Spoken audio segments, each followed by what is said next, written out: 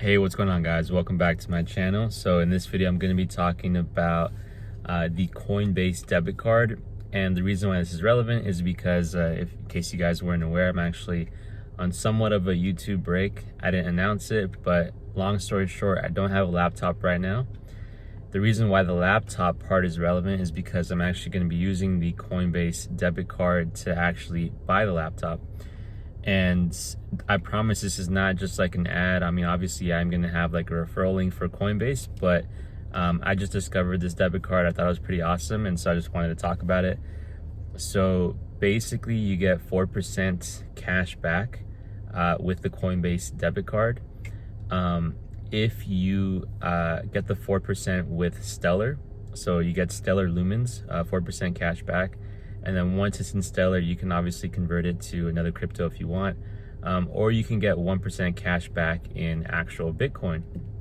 And both the Stellar Lumens and the Bitcoin coins will actually go straight into your wallet like immediately after you purchase something. So there isn't like a delivery fee, there isn't like a wait or anything like that. So again, you have that option between 4% Stellar or 1% Bitcoin, which is pretty cool. And the way that you pay is you actually purchase USDC. And so you'll have a USDC wallet, which you can access via Coinbase. And you can refill it whenever you want. The other small perk is that you actually get 0.15% APY on the USDC that you purchase. And so it's kind of like a crappy interest rate, but the same thing that you would get at a bank most likely.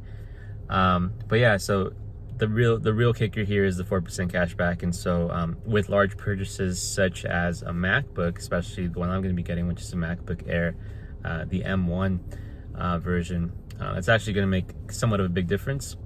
And I think about this as something that I'm going to be spending money on for like larger as well as like I guess like more fun or discretionary purchases. So like things like vacations or Airbnbs or things like that. And yeah, I'm starting to like think a little bit more about how to structure my finances.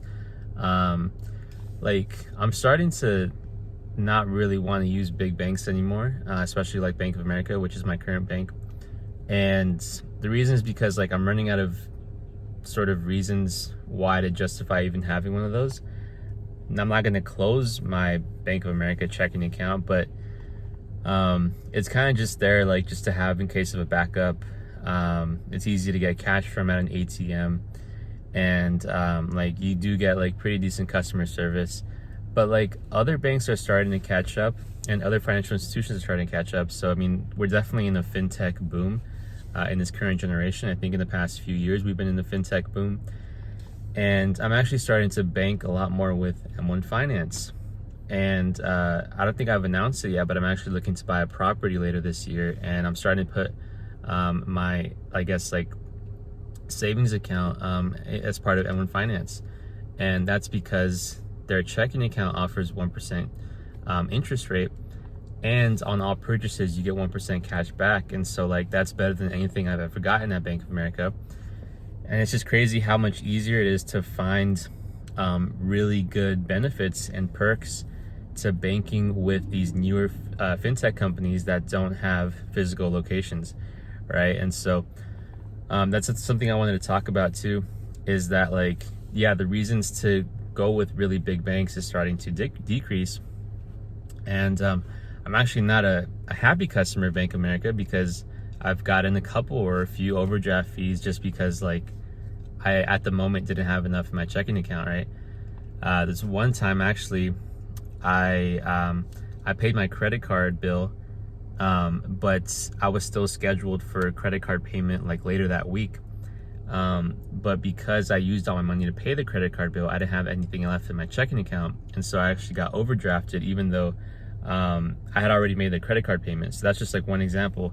And a lot of banks make a lot of their money because of overdraft fees, and there's just almost like no excuse for it in the sense that like some of these like overdraft fees or any kind of other fees that they charge, like they're not really necessary, but they just keep on doing them just because they can, basically, right?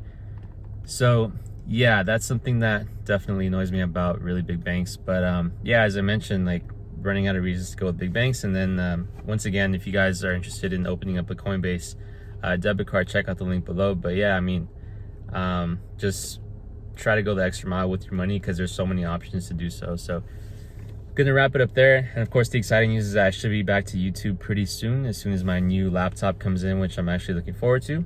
I was definitely on a roll with making new videos before I no longer had a laptop. And so yeah, I'm excited to come back to it, and I'll see you guys pretty soon.